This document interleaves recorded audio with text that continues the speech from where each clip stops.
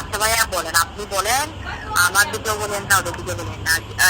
কোনো মেয়ে যদি রাগ করে ফাঁসি খায়, দরজা খোলা রেখে ফাঁসি খাবে? একদম ক্লিন একটা মোড়া রাখা ছিল কোমেডের পাশে। মানে আমাদেরকে বুঝাতে পারছে মোড়া, আমার বোনে দাঁড়ায়, আমার বোন বাথরুমের ছাদের উপরে চলে যাবে, আমার বোনে যদি মোড়াটাতে দাঁড়াইতো তো এসে মানে ঘুমাই যেত, মানে ওর দিকে নাকি ফিরেও তাকাতো না।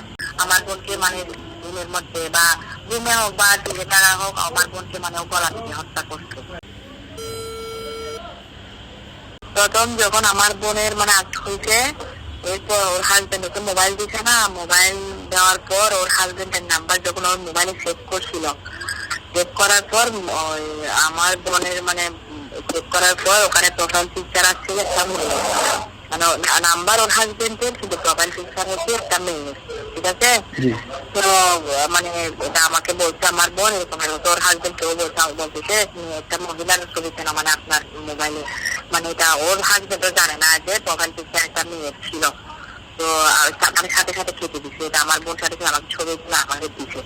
সেটা আমি মানে আমাকে বলছে অতটুকু মানে করছিলাম, এরপরে আবার আমাদের মন থেকে মানে জিনিসটা চলে গেছিল।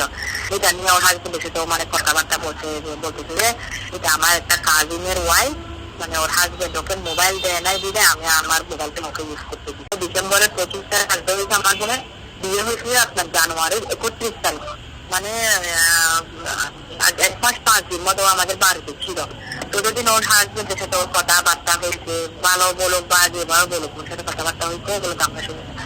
এরপরে বিয়ে হয়েছে, বিয়ের পর মানে বিয়ের পর দিন থেকে ওর হাজবেন্ড থেকে আমাকে ওরা বলতেছে ওর হাজবেন্ড ওকে ইগনোর করতেছে, ও যেদিকে যায় ওর হাজবেন্ড নাকি এদিকে যায় না, কিছু মনে করেন না, ওই পাশে থেকে ঘুমায়, রাতে তোর বাড়ি গিয়ে ঘুমায়, মানে এইগুলো আমাকে অনবরত বলতেই থাকতো আমার বোন।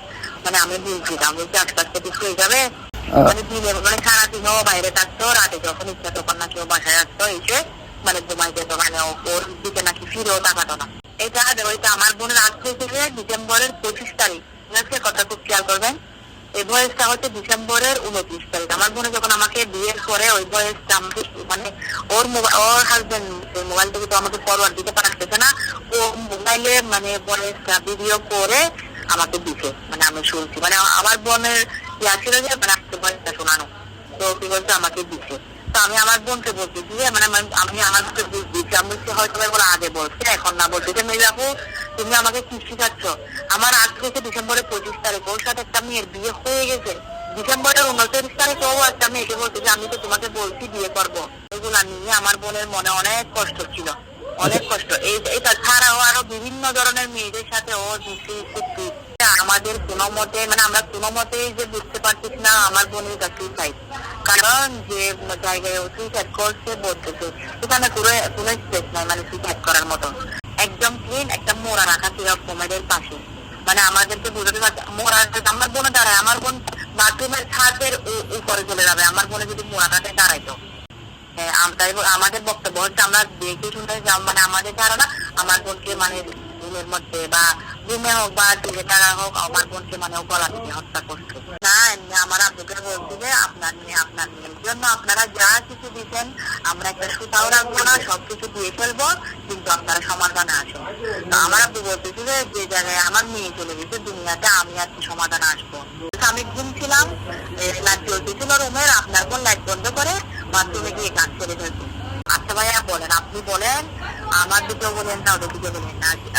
কোনো মেয়ে যদি রাগ করে ফাঁসি খায়, দরজা খোলা রেখে ফাঁসি খাবে? হাজবেন্ডকে বেডরুমে রেখে, হাজবেন্ডকে বিছানায় রেখে, এটা বাথরুমের দরজা খোলা রেখে কেউ ফাঁসি খাবে?